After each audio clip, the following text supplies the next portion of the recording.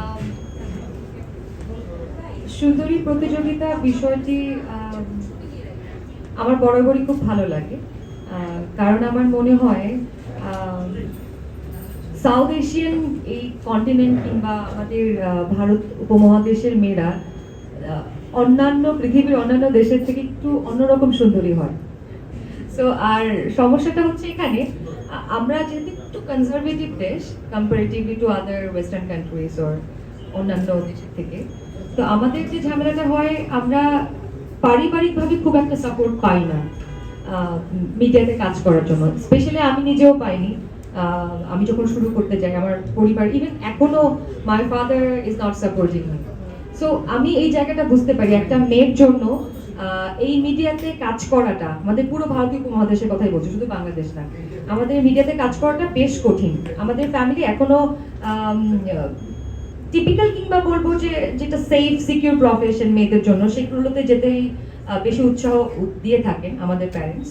তো সেক্ষেত্রে beauty contest গুলো যেগুলো হয় আমাদের এই মিডিয়াতে কাজ করার জায়গাটায় অভিভাবক হিসেবে কাজ করে। মানে যখন আমাদের পারিবারিক সাপোর্টটা হয় না তখন বিউটি কন্টেস্টের জায়গা অর্গানাইজার বা এখানকার সংগঠকরা যেসব মেয়েরা নিজে থেকে কাজ করার সুযোগ পায় না তাদেরকে একটা রাস্তা করে দেয়, পথ দেখায় এবং তাদেরকে যথাযথ সাপোর্ট দিয়ে থাকে, সিকিউরিটি দিয়ে থাকে। That's a big thing. কিন্তু আমার মনে হয় যখন একটা মফস্বল থেকে উঠে আসা মেয়ে যার অনেক বড় স্বপ্ন, সে হয়তো রূপালী পথে নিজেকে দেখতে চায়, তার সেই হয়তো পথটা জানা নেই, তার জন্য এইটাই বোধহয় সবচেয়ে বড় উপায় বা সবচেয়ে বড় প্ল্যাটফর্ম হতে পারে।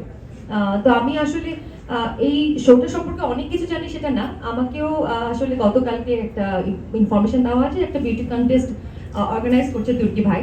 অ্যান্ড আমি আমাদের সাংবাদিক ভাই ব্রাদার যাদের সাথে আমার ভালো সম্পর্ক, তারা যখন বললো যে যখন it can be a very nice program, তখন আমি জিজ্ঞেস করছিলাম কিন্তু বিউটি কন্টেস্ট আমরা যেগুলো দেখে থাকি অনেক কন্ট্রোভার্সিস হয়, সেটা যেন না হয়, সেটাই আমার আশা। এবং সংগঠকদের আমি শুভেচ্ছা জানাতে চাই এবং যারা যারা পার্টিসিপেট করবে তাদের সবাইকে আমি শুভেচ্ছা জানাতে চাই।